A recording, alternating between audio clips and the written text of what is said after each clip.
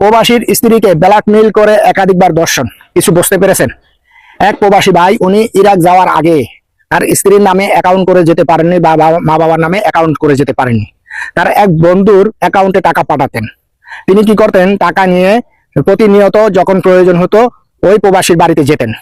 এভাবে যেতে যেতে তাদের সাথে একটা সখ্যতা, একটা মহব্বত, ভালোবাসা গড়ে ওঠে। একদিন হঠাৎ করে রাতে ওই প্রবাসীর স্ত্রী এবং তার মেয়ে ঘুমিয়েছিলেন।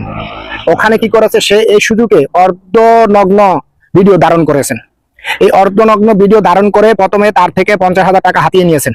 তারপরে ব্ল্যাকমেইল করে তাকে কি করতে আছে, একাধিকবার দর্শন করেছে। এই যে আমরা প্রবাসীরা যে কাজগুলা করি, আমাদের ভুলের কারণে কিন্তু আমাদের স্ত্রী বোন এদিক সেদিক হয়ে যায়। কি কারণে হয় জানেন?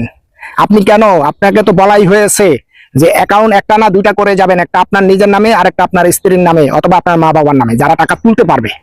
বন্ধুদের প্রয়োজন কি? বন্ধুদের দরকার নাই।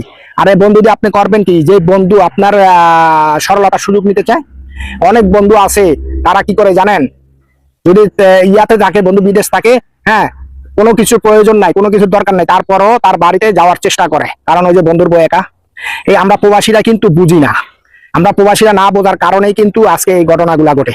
যাই হোক, ওই দর্শক গ্রেপ্তার হয়েছে।